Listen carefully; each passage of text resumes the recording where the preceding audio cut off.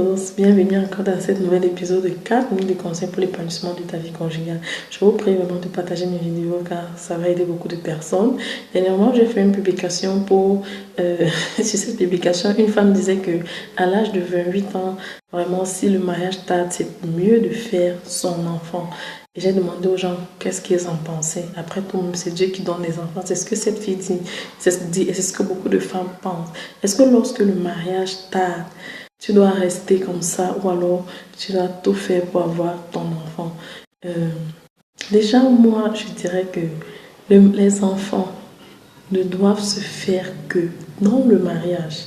Les enfants ne doivent se faire que dans le mariage. Ce n'est pas pour rien que le Seigneur, parce que moi je suis chrétienne, a qualifié les rapports sexuels hors mariage de fornication.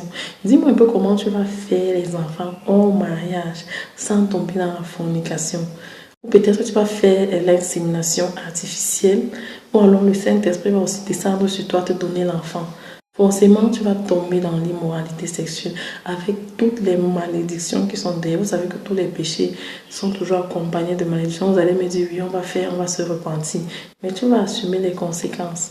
Les résultats souvent de l'immoralité sexuelle, il y a beaucoup de résultats négatifs. Peut-être tu vas le faire même avec le mari de quelqu'un. Ça va contribuer à troubler le ménage de quelqu'un.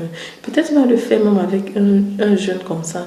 Et qui te dit que ce jeune-là n'est pas malade? Parce qu'en faisant pour faire l'enfant, ce sont les rapports sexuels non protégés. Tu t'exposes et en ce moment-là, la main de Dieu n'est pas sur toi.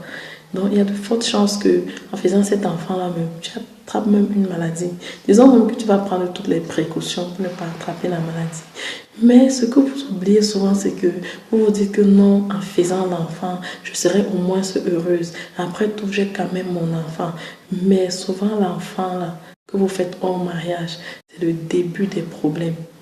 Quand tu es célibataire, apprends à te connaître et à t'aimer et à être heureuse dans ton célibat et dans ta relation avec le Seigneur. C'est possible d'être célibataire, belle, rayonnante, heureuse. La seule chose que tu dois chercher pendant le célibat, c'est l'autonomie financière. C'est tout. Fais tout pour avoir une autonomie financière. S'il faut mourir pour quelque chose, s'il faut se tuer pour quelque chose pendant le célibat, les filles, c'est l'autonomie financière, le travail là, qu'en entrant dans le mariage, tu as déjà le boulot. Là, ce sera vraiment l'idéal. Donc, tu as tellement de choses à faire pendant le célibat. Et les choses comme l'enfant ne doivent pas te préoccuper parce que ces choses-là vont venir plutôt t'empêcher de vraiment te connaître, de faire ces choses-là qui sont importantes, de développer ton intimité avec Dieu, par exemple. Donc, pendant ton célibat, vraiment, au lieu de dire que non, l'âge est en train de passer, c'est ceci, je peux te garantir que ce n'est pas en faisant l'enfant que tu seras heureuse. Moi, je connais beaucoup de filles qui ont fait ça et qui, à cause de ces enfants-là, sont encore plus malheureuses. Tous les jours, elles sont à l'hôpital avec les enfants. Certaines ont raté les occasions de voyage, les occasions de ceci, à cause de l'enfant qu'on a fait avant le mariage. Je ne dis pas que l'enfant c'est une malédiction ou bien je ne dis pas que l'enfant apporte les problèmes.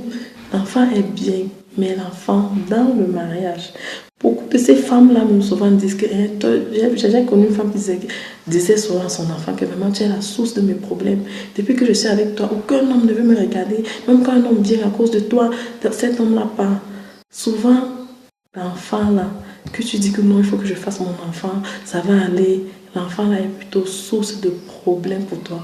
C'est pas parce que tu as fait l'enfant à 35 ans, 40 ans, quand le mariage tardait, que tu seras heureuse. Ta joie ne viendra pas de là.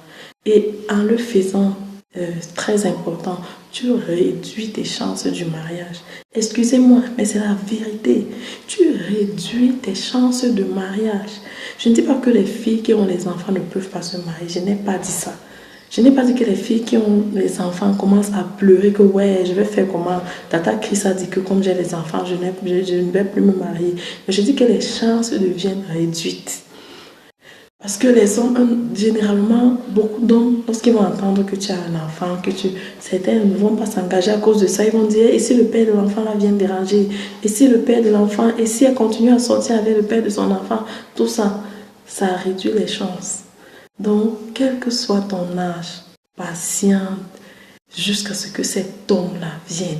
Et moi, je crois que si tu respectes les conseils que je te donne, si tu respectes ce que je t'ai dit, je t'assure, le mari viendra. Le mari viendra, ça ne sera qu'une question de temps. Vous êtes que vous toutes qui êtes en train de me regarder, vous êtes faites pour le mariage. Et vous hésitez encore à venir vous inscrire à mes formations. Celles qui auront le privilège viendront témoigner devant vous. Et vous allez rester là derrière à continuer à hésiter. Vraiment, je vais m'arrêter là parce que 5 minutes sont déjà en train de passer. Donc, c'était votre épisode de 4 minutes de conseils pour l'épanouissement de votre vie conjugale. Même comme ça a dépassé 4 minutes. Je m'en excuse. Prenez soin de vous. Bye bye.